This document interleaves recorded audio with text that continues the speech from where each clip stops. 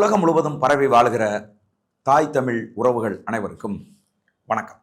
இன்னைக்கு நம்முடைய சோழன் சொல்வீச்சு வலையொலியில் வைகோ மல்லை சத்யா இடையே ஏற்பட்டிருக்கிற முரண்பாடு குறித்து பேச போகிறோம்.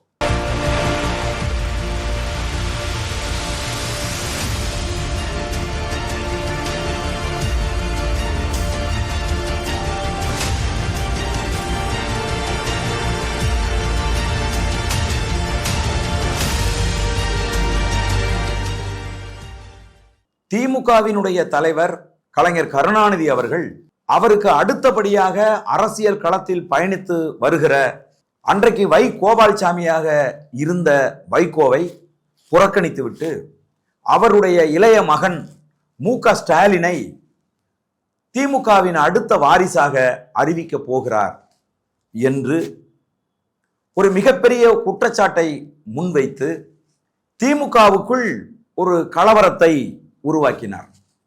திமுகவினுடைய தலைவர் மறைந்த ஐயா கலைஞர் கருணாநிதி அவர்களுக்கு ஆபத்தான செயல்பாடாகப்பட்டது. தனக்கு பிறகு திராவிட முன்னேற்ற கழகத்தை வைகோ கைப்பற்றி விடுவார் என்று அவர் நினைத்தார்.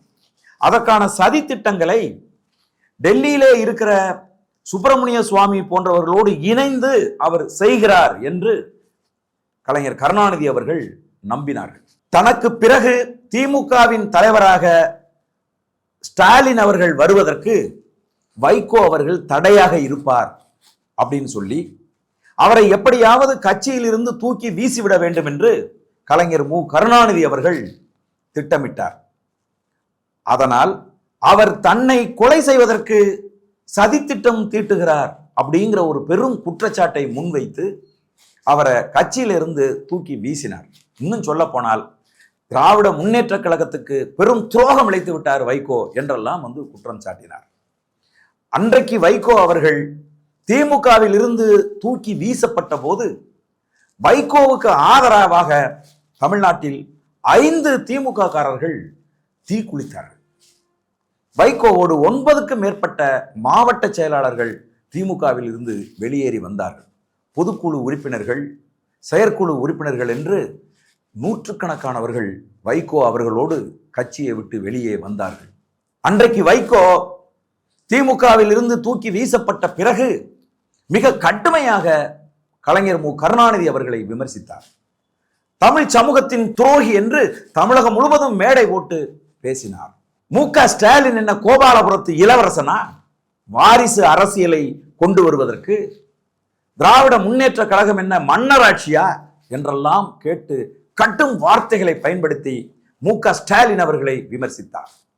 ஒரு சாதாரண கவுன்சிலருக்கு இருக்கக்கூடிய அரசியல் அறிவு கூட இல்லாத ஒருத்தர் தான் மு.க. ஸ்டாலின் என்று விமர்சித்தார்.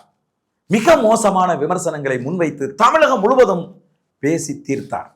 அந்த காலகட்டத்தில் வைகோ அவர்களோடு பயணித்த வேளச்சேரி மணிமாறன், மதுராந்தகம் ஆறுமுகம் அவர்கள், செஞ்சி ராமச்சந்திரன் அவர்கள், திரைத்துறையிலே பாத்தீங்க அப்படின்னா ஐயா மணிவண்ணன் அவர்கள், கலைப்புலி எஸ். தானு அவர்கள், இயக்குனர் ஆர். சுந்தரராஜன் அவர்கள், பொன் முத்துராமலிங்கம் அவர்கள், இப்படி எல். கணேசன் அவர்கள் என்று தமிழகம் அறிந்த முக்கியமான தலைவர்கள் எல்லாம் அன்றைக்கு வைகோ பின்னால் அணிவகுத்து நின்றார்கள். ஒரு கட்டத்தில் வைகோ அவர்களினுடைய இழிவான செயல்பாடுகளின் மீது அதிருப்தி அடைந்து அவர் முன்வைக்கிற அரசியல் செயல்பாடுகளை விமர்சித்து விட்டு, அதாவது எந்த கலைஞர் கருணாநிதி அவர்களை எதிர்த்து அவரை துரோகி என்று சொல்லி மு.க. ஸ்டாலினுக்கு எதிராக திமுகவை விட்டு தூக்கி வீசப்பட்டாரோ, கொடா சட்டத்திலே கைது செய்யப்பட்டு சிறையிலே இருந்து வெளியே வந்தவுடன் அவரை அழைப்பதற்கு கலைஞர் கருணாநிதி அவர்கள் சிறைக்கு செல்லுகிறார். சிறையை விட்டு வெளியில வந்த வைகோ கலைஞரின் காலை தொட்டு கும்பிட்டார். இதை எப்படி அவருக்காக திமுகவில் இருந்து வெளியே வந்து நின்றவர்கள் எப்படி பொறுத்துக் கொள்வார்கள்? கலைஞரை விமர்சித்து விட்டு வெளியே வந்து கலைஞரின் காலை பிடித்து கும்பிட்டால் எப்படி இது சரி, நியாயம்? ஆகவே மறுமலர்ச்சி திராவிட முன்னேற்ற கழகத்தை விட்டு இந்த தலைவர்கள் எல்லாம் ஒவ்வொருவராக சென்று விட்டனர். ஒரே ஒருத்தன் மட்டும்தான் கடைசி வரை வைகோவின் தளபதியாக வலதுகரமாக இடதுகரமாக வைகோவை காத்து நின்ற ஒரு தளபதி மல்லை சத்யா என்கிற தளபதி. வைகோ அவர்களே பல இடங்களில் சொல்லி இருக்கிறாங்க, 3 முறை நான் காப்பாற்றப்பட்டேன், அந்த 3 முறையும் என்னை காப்பாற்றியவன் என் உடன்பிறவா தம்பி மல்லை சத்யா அப்படின்னு சொல்லி பல இடங்கள்ல பதிவு செய்திருக்கார். பொது வெளியில பதிவு செய்திருக்கிறார். எத்தனையோ பேர் போனாலும் நான் தலைவரை விட்டு போக மாட்டேன் அப்படின்னு சொல்லி தன்னுடைய சொத்து சுகங்களை எல்லாம் இழந்து இன்னைக்கு மல்லை சத்யா அவர்களை எப்படியாவது திமுகவுக்கு கொண்டு வந்து விட வேண்டும். மல்லை சத்யா தான் வைகோவினுடைய பெரும் பலமாக இருக்கிறார். எல்லா திட்டங்களையும் தீட்டி கலைஞர் கருணாநிதி அவர்கள் வைகோ கூட இருந்த எல்லா தளபதிகளையும் வீழ்த்தி விட்டார். ஒரே ஒரு தளபதியை மட்டும் திமுகவால் வீழ்த்த முடியவில்லை. எத்தனையோ பதவி ஆசை காட்டி பார்த்தார்கள், எத்தனையோ பண ஆசை காட்டி பார்த்தார்கள். மல்லை சத்யா அசைந்து கொடுக்கவில்லை. வைகோ மீது கொண்ட ஒரு மிகப்பெரிய வெறித்தனமான அந்த நம்பிக்கையால் மல்லை சத்யா அவர்கள் வைகோவின் தளபதியாக அவர் நின்று கொண்டிருந்தார். எது வரைக்கும் தெரியுமா? எப்படி திமுகவிலே வைகோ அவர்கள் வளர்ந்து வந்த போது தன்னுடைய மகனுக்கு எதிராக இவர் வந்து விடுவார், போட்டியாக வந்து விடுவார் என்று கலைஞர் கருணாநிதி வை கோபால்சாமியை கட்சியை விட்டு தூக்கி வீசினாரோ, அதே போல வைகோவுக்கு ஒரு மகன் வந்தான். எப்ப வந்தாரு? அவர் பாட்டில டொபாக்கோ சிகரெட் வியாபாரம் பார்த்துக்கிட்டு இருந்த ஒரு ஆளு, ஏஜென்ட், தமிழ்நாடு ஏஜென்ட். அவருக்கும் அரசியலுக்கும் எந்த சம்பந்தமும் கிடையாது. வைகோ தாக்கப்பட்ட போதோ, வைகோ அரசியலில் வீழ்ந்து கிடந்த போதோ எப்பொழுதும் அரசியல் பக்கம் தலை வைத்து படுக்காத ஒரு வியாபாரி. யாரு? துரை வைகோ என்கிற வைகோவின் மகன். அந்த துரை வைகோவுக்கு ஒரு ஆசை வந்ததா, அல்லது தனக்கு பிறகு தன் கட்சியை யார் நிர்வகிப்பது, மல்லை சத்யாவுக்கு அந்த பொறுப்பு போய்விடுமோ, தனக்கு பிறகு இந்த கட்சி தன் குடும்பத்தை விட்டு போயிருமோ, இந்த கட்சிக்கு தமிழ்நாடு முழுவதும் இருக்கக்கூடிய சொத்துக்கள் மல்லை சத்யாவால் கையாளப்பட்டு விடுமோ என்கிற அச்சமும் கவலையும் வைகோ அவர்களை தூங்க விடாமல் செய்து வியாபாரம் பண்ணிட்டு இருந்த தன்னுடைய மகனை கட்சிக்குள்ள கொண்டு வரார். திமுகவின் அடுத்த வாரிசாக மு.க. ஸ்டாலின் அவர்களை கொண்டு வந்து, ஒரு பிழையும் செய்யாத என்னை நீங்கள் துரோகி பட்டம் குத்தி, கொலைகாரன் பட்டம் குத்தி கட்சியை விட்டு தூக்கி வீசினீர்களே என்று துடிச்ச வைகோ அவர்களை, தவிச்ச வைகோ அவர்களை, அதே வலியை, அதே மனவேதனையை இன்றைக்கு நீங்க உங்க மகனை கொண்டு வந்து கட்சியில முன்னிறுத்திக்கிட்டு உங்களுக்காக உயிர் கொடுத்து நின்ற தோழன் மல்லை சத்யாவுக்கு நீங்க கொடுக்குறீங்களே, அன்னைக்கு நீங்க துடிச்ச துடிப்பு தானே இன்னைக்கு அவனுக்கு துடிக்கும், உங்களுக்கு வலிச்ச வலி தானே இன்னைக்கு அவனுக்கு வலிக்கும். உங்க கட்சியில உங்களுக்கு அப்புறம் உங்க மகன் எப்படி வந்தார்? உங்கள் கட்சியில் உங்களுக்கு அப்புறம் உங்களோடு தோள் கொடுத்து நின்ற, உங்களுடைய கஷ்ட நஷ்டங்கள்ல நீங்கள் கட்டளையிட்ட போதெல்லாம் எந்த மறுப்பும் சொல்லாமல் போராட்ட களத்தில் நின்று சிறை சென்று அடி வாங்கி மிதி வாங்கிய மல்லை சத்யாவுக்கு இல்லாத உரிமை மறுமலர்ச்சி திராவிட முன்னேற்ற கழகத்தில் உங்கள் மகனுக்கு எப்படி வந்தது? நான் கேட்கிறேன். உங்கள் மகன் வந்த அன்னையிலிருந்து மல்லை சத்யாவை எதிரியா கருதுறார். ஏன்? மல்லை சத்யா அரசியல் ஆற்றல் பெற்றவன். மல்லை சத்யா ஒரு ஆகச்சிறந்த மேடை பேச்சாளன். மல்லை சத்யா மக்கள் அரசியலை அணு அணுவாக புரிந்து கொண்டவன். மல்லை சத்யா இந்த மறுமலர்ச்சி திராவிட முன்னேற்ற கழகத்தின் ஒரு பில்லர், ஒரு தூண். அந்த கட்சியை வளர்த்தெடுப்பதில் பெரும் பங்காற்றிய ஒருத்தன். ஆகவே இவன் நமக்கு ஆகாது அப்படின்னு உங்க பையன் நினைக்கிறார். ஒரு நேர்காணல்ல ஒரு தம்பி கேட்கிறார் உங்களை, மல்லை சத்யாவுக்கும் உங்கள் மகன் துரை வைகோவுக்கான முரண்பாட்டை நீங்கள் பேசி தீர்த்து வைத்து, இவர்கள் இருவரும் எனது 2 கண்கள் அப்படின்னு சொல்லி அவங்க 2 பேருக்கும் கையை பிடிச்சு வச்சீங்களே, அப்போ உங்கள் மகன் தர்ம சங்கடமாக, உங்கள் மகன் திருப்தி இல்லாமல் நின்று கொண்டிருக்கிறாரே அப்படின்னு அந்த நெறியாளர் கேட்கிறார். அதுக்கு வைகோ சொல்றாரு, என்னங்க நீங்க இப்படி சொல்றீங்க? எல்லாரும் சொல்றாங்க மல்லை சத்யா தான் ஒரு தர்ம சங்கடமா முகத்தை அஷ்ட கோணலா வச்சுக்கிட்டு இஞ்சி தின்ன குரங்கு மாதிரி அவர் தான் நின்னாரு, என் மகனை சொல்றீங்க நீங்க அப்படிங்கிறார். அப்ப உடனேயே அந்த நெறியாளர் அந்த புகைப்படத்தை போடுறாங்க. போட்டா மல்லை சத்யா துரை வைகோவுக்கு கை கொடுக்கிறார். நடுவிலே 2 கைகளையும் இணைத்து வைத்து வைகோ அவர்கள் நிற்கிறார். மல்லை சத்யா முகமலர சிரித்து கொண்டிருக்கிறார். இஞ்சி தின்ன குரங்கு மாதிரி அங்க நிக்கிறது துரை வைகோ தான் நின்று கொண்டிருக்கிறார். அப்ப வைகோவினுடைய திட்டம் என்ன, நோக்கம் என்ன? என்னைக்கு வந்தார் துரை வைகோ இந்த மறுமலர்ச்சி திராவிட முன்னேற்ற கழகத்துக்கு? அந்த கழகத்திலே பயணிக்கிற தொண்டர்களுக்கு, தோழர்களுக்கு அது தெரியாதா? நான் கேட்கிறேன். ஒரே ஒரு சீட்டு, எம்பி சீட்டு திமுக கொடுக்குது. அந்த எம்பி சீட்டை நீங்க தூக்கி உங்க மகனுக்கு கொடுக்குறீங்க. முந்தா நாலு கட்சிக்கு வந்த உங்க மகனுக்கு. கட்சியினுடைய உறுப்பினர்கள் யார், கட்சியினுடைய கடைக்கோடி தொண்டன் யார் அப்படின்னு எதுவுமே தெரியாத ஒருத்தருக்கு அந்த சீட்டை கொடுக்குறீங்க. நான் கேட்கிறேன் ஐயா வைகோ அவர்களை, உங்க மகனை கூப்பிட்டு, தம்பி மல்லை சத்யா எத்தனையோ பேர் போன போது கூட என் உயிர் காக்கும் தோழனா, 3 முறை என்னுடைய உயிரை காப்பாற்றிய தோழனாக நம்மோடு நின்று கொண்டிருக்கிறான். இந்த சீட்டை இந்த தடவை அவனுக்கு நம்ம கொடுப்போம், அவனுடைய வெற்றியை பார்த்து நாம் மகிழ்வோம், கொண்டாடுவோம் அப்படின்னு சொல்லி அந்த சீட்டை, எம்பி சீட்டை ஏன் மல்லை சத்யாவுக்கு உங்களால கொடுக்க முடியல? அப்ப துரோகி யாரு? நான் கேட்கிறேன். நீங்கள் துரோகம் செய்யலையா மல்லை சத்யாவுக்கு? உங்கள் மகன் துரை வைகோ அரசியலுக்கு வரணும் அப்படின்னா அதற்கு பெரும் தடைக்கல்லாக மல்லை சத்யா இருக்காருன்னு சொல்லி மல்லை சத்யாவை நீங்க கொண்டு போய் யாரோட பொறுத்துறீங்க? மாத்தையாவோட பொறுத்துறீங்க. நீங்க மல்லை சத்யாவை மாத்தையா என்று சொல்வதற்கு தலைவர் பிரபாகரன் அவர்களுக்கு மாத்தையா செய்த துரோகம் போல மல்லை சத்யா உங்களுக்கு என்ன துரோகம் செஞ்சாரு சொல்லுங்க பாப்போம். அப்போ மல்லை சத்யா மாத்தையா அப்படின்னு சொன்னா நீங்க பிரபாகரனா? வெக்கமா இல்ல உங்களுக்கு? நான் கேட்கிறேன். நீங்க பிரபாகரனா? மாத்தையாவுக்கு என்ன நடந்துச்சு? அதேதான் மல்லை சத்யாவுக்கு நடக்கும் அப்படின்னு சொல்லி மறைமுகமா சொல்றீங்களா வைகோ அவர்களே? கொலை மிரட்டல் விடுறீங்களா மல்லை சத்யாவுக்கு? அவருக்கு உயிர் பாதுகாப்பு இல்லாம போயிருமா? நான் கேட்கிறேன். இதெல்லாம் என்ன பேச்சு? இந்த பேச்சு பத்திரிகையாளர்கள் கேட்கிறார்கள், மல்லை சத்யா செய்தது என்ன அப்படின்னு. என்னை விமர்சித்து விட்டு கட்சியை விட்டு வெளியே போனவர்களிடம் தொடர்புல இருக்காரு அப்படிங்கிறீங்க. இதை சொல்றதற்கு உங்களுக்கு அவமானமா இல்லையா?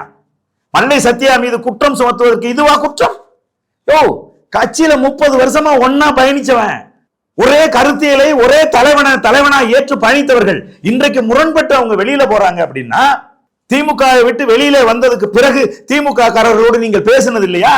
ஏன் கலைஞர் கருணாநிதி காலில் விழுவலையா? மு.க. ஸ்டாலின் அவர்களை இவ்வளவு கேவலமா 3ஆம் தரமாக தமிழகம் முழுவதும் விமர்சித்து விட்டு மு.க. ஸ்டாலின் தொடையில டீ கொட்டிடுச்சுன்னு அப்படியே தொடச்சு விடலையா நீங்க? நான் கேட்கிறேன். இன்னைக்கு மு.க. ஸ்டாலின் தலைமையை ஏற்று அவருக்கு பின்னாடி நடுநடுங்கிட்டு நீங்க நிக்கலையா? அரசியலாக பயணிப்பவர்கள், நண்பர்கள், பல ஆண்டுகளாக ஒன்னா பயணிச்சவங்க உங்க கட்சியை விட்டு வெளியில போயிட்டாங்கிறதுக்காக அவர்கள் உறவை துண்டிக்கணுமா? இது ஈனத்தனமான சிந்தனை இல்லையா? இது மட்டமான புத்தி இல்லையா? ஒரு நீண்ட நெறிய பாரம்பரியமிக்க வைகோ போன்ற ஒரு அரசியல்வாதிக்கு இது அழகா? இதுவா மல்லை சத்யா செய்த துரோகம்? நான் கேட்கிறேன். அதுக்கப்புறம் தலித்துகளை பத்தி பேசுறீங்க. ஐயா, நீங்க தலித்தை பத்தி பேசுனீங்கன்னா நாங்க நாயுடுவை பத்தி பேச வேண்டியிருக்கோம். ஐயா, தலித்துகளுக்கு நான் முக்கியத்துவம் கொடுத்தேன். யாரு உங்கள்கிட்ட தலித்துகளை பத்தி பேசுனது? மல்லை சத்யா என்றைக்காவது தன்னை தலித் அப்படின்னு சொல்லி என்னைக்காவது உணர்ந்திருக்காரா? நான் கேட்கிறேன். அவர் தலித் என்கிற காரணத்தினாலதான் இவ்வளவு எளிமையா தூக்கி வீசுறீங்களா? நான் கேட்கிறேன். எங்க வீட்டுல வேலை செய்யறவங்க எல்லாம் தலித்து, நான் வீடு கட்டி கொடுத்தேன். ஐயா தத்துவ கவிஞர் குடியரசு அவர் தலித்து, அவருக்கு நான் துணை பொதுச் செயலாளர் கொடுத்தேன். உங்ககிட்ட யார் தலித் அரசியலை முன்வைத்து உங்கள்கிட்ட யார் பேசுனது? யார் கேள்வி கேட்டது? இந்த ஈனத்தனமான எண்ணம், சாதிய மனோநிலை ஒரு மூத்த அரசியல்வாதியா இருக்க உங்களுக்கு வரலாமா? உங்க புத்தியில புரிஞ்சு கிடக்காது சாதி எண்ணம், சாதி சிந்தனை. நான் தலித்துகளை அருகில் வைத்திருக்கிறேன் சொல்லுவதே ஒரு சாதி சிந்தனை. வெக்கம் கட்டத்தனம். அது அசிங்கம், கேவலம். யாரும் அப்படி பேச மாட்டார்கள். ஆகவே இன்னைக்கு உங்களுக்கு என்ன கொதிக்குது? நெஞ்சு என்ன கொதிக்குது? மல்லை சத்யாவை சர்வதேச சமூகம் கொண்டாடுகிறது. குறிப்பாக ஈழத் தமிழர்கள் அவரை லண்டனுக்கு கூப்பிட்டு செந்தமிழ் சான்றோன் அப்படிங்கிற விருதை கொடுத்து கௌரவிக்கிறார்கள். இதையெல்லாம் உங்களால பொறுத்துக்க முடியல. இதையெல்லாம் என்கிட்ட சொல்லாம போயிட்டாரு. அங்க போய் கட்சி பத்தி பேசல, என்னைய பத்தி பேசலன்னு பச்சை பொய் சொல்றீங்களே. இந்த காலத்துல, இவ்வளவு காணொளிகள் இருக்கிற காலத்துல, ஐயா மதிப்புக்குரிய வைகோ அவர்களை இவ்வளவு பெரிய பச்சை பொய்யை சொல்லி அவமானப்படாதீங்க. நீங்க அண்ணன் மதிப்புக்குரிய மல்லை சத்யா அவர்கள் அந்த ஈழத்தமிழர்கள் வாங்கி 108 ஏக்கர் நிலத்தை வாங்கி அங்கே மாவீரர் துயிலும் இல்லம், பள்ளிக்கூடங்கள், அரங்குகள் எல்லாம் அமைத்து வைத்திருக்கக்கூடிய அந்த அரங்கத்துல திருவள்ளுவர் சிலையை திறந்து வைத்து பேசுகிற போது உங்களை பத்தி தாங்க பேசினார் அவரு. முதல்ல அந்த நிகழ்வுக்கு வாழ்த்து சொல்லுகிற போது வைகோ அவர்கள் தன்னுடைய வாழ்த்துக்களை உங்களுக்கு தெரிவிக்க சொன்னார். தமிழகத்தின் முதலமைச்சர் மு.க. ஸ்டாலின் அவர்கள் உங்களுக்கு வாழ்த்துக்களை தெரிவிக்க சொன்னார். தன்னுடைய பேச்சையே அவர் ஆரம்பிக்கிறார். அன்றைக்கு அவர் கட்டியிருந்த வேட்டி மறுமலர்ச்சி திராவிட முன்னேற்ற கழகத்தினுடைய கரை வேட்டி கட்டிட்டு தான் அந்த இடத்துல நின்னார். மதிமுகவின் அடையாளத்தோடு வந்து நின்று ஈழத்தமிழர்கள் மத்தியில் பேசும்போது நீங்கள் ஈழத்தமிழர்களுக்காக பாடுபட்டு 577 நாட்கள் சிறையில் இருந்தவர் என்பதை அவர் சுட்டி காட்டினார். யாரு? மல்லை சத்யா. மதிப்புக்குரிய அண்ணன் குணா போன்றவர்களை சந்தித்த போது உங்களை பற்றி, உங்கள் தம்பி வை ரவிச்சந்திரன் அவர்களை பற்றி எல்லாம் அண்ணன் குணா அவர்களோடு மல்லை சத்யா பேசி இருக்கிறார். மல்லை சத்யா அவர்கள் பதிவு செய்தார்கள். ஆனால் இன்னைக்கு நீங்க விமான நிலையத்தில் நின்றுகிட்டு என்ன சொல்றீங்க? ஒரு வார்த்தை கூட என்னை பற்றி பேசல அப்படின்னு பச்சை பொய் சொல்றீங்களே, பச்சை பொய் சொல்றீங்களே. வரலாறு உங்கள் முகத்தில் காரி உமலாதா? நான் கேட்கிறேன். ஒருத்தனை தான் மகனை கொண்டு வரணும், அவனை கட்சியை விட்டு வெளியில அனுப்பணுங்கிறதுக்காக இப்படி பச்சை பொய்களை சொல்றீங்களே, அதுவும் இந்த டிஜிட்டல் யுகத்துல இவ்வளவு பெரிய பொய்களை உங்களால் எப்படி சொல்ல முடிகிறது? ஐயா வைகோ அவர்களே, நேர்மையாளனாக நீங்கள் இருந்திருந்தால், உண்மையாளனாக நீங்கள் இருந்திருந்தால் மல்லை சத்யாவை அழைத்து நீங்கள் பேசி இருக்க வேண்டும். எனது மகனை நான் முன்னிறுத்த விரும்புகிறேன், அது உங்களுக்கு பிடிக்கல அப்படின்னு சொன்னா, உங்களுக்கு மன வருத்தத்தை அது உருவாக்குது அப்படின்னு சொன்னா, மல்லை சத்யா நீங்கள் மறு ஆய்வு செய்து கொள்ளுங்கள். நீங்கள் எங்களோடு இருக்கணுமா இல்ல வேணாமான்னு நீங்க முடிவு பண்ணிக்கங்க. நான் ஒரு முடிவு எடுத்துட்டேன். அது என்னன்னா, என் மகனை மறுமலர்ச்சி திராவிட முன்னேற்ற கழகத்தின் தலைவனாக கொண்டு வரணும்னு நான் முடிவு பண்ணிட்டேன். ஆகவே நீங்க முடிவு பண்ணிக்கங்க மல்லை சத்யா, எங்களோடு இருக்கணுமா வெளியில போகணுமா அப்படின்னு சொல்லியிருந்தா மல்லை சத்யா அவர்கள் பெருந்தன்மையோடு உங்களிடம் வாழ்த்து பெற்று அவர் வெளியே சென்றிருப்பார். அல்லது எனக்கு ஒரு சிக்கலும் கிடையாது தலைவரே, நாங்கள் உங்களோடு நின்றேன், கடைசி வரை சாகும் வரை நான் உங்களோட இருப்பேன் அப்படின்னு சொல்லி உங்களோடையே அவர் இருந்திருப்பார். உங்க பையன் துரை வைகோ என்றைக்கு இந்த கட்சிக்கு வந்தாரோ அன்றையில் இருந்து அண்ணன் மல்லை சத்யா அவர்களை இந்த கட்சியை விட்டு அனுப்பிவிட வேண்டும் என்று கங்கணம் கட்டி கொண்டு செயல்பட்டார். யாரெல்லாம் மல்லை சத்யாவோடு நட்பாக இருக்கிறார்களோ அவர்களை எல்லாம் புறக்கணித்தார். அதுக்குரிய ஐயா திருப்பூர் முத்துரத்னம் அவர்கள் எதற்காக மதிமுகவை விட்டு திமுகவில் போய் இணைந்தார்? நீங்கள் அவர் மல்லை சத்யாவோடு நட்பாக இருக்கிறார் என்று சொல்லி நீங்கள் கட்சியில் புறக்கணித்தீர்கள் துரை வைகோ. இன்றைக்கு நீங்க இங்க ஒரு நிகழ்ச்சி நடத்தினீங்களே, கலந்தாய்வு கூட்டம், அத்தனை விதமான பதாகைகள் வைக்கப்பட்டிருந்தது. அதுல உங்க உங்க உங்க பையன் போட்டவும் உங்க போட்டவும் மட்டும் தானே இருந்துச்சு.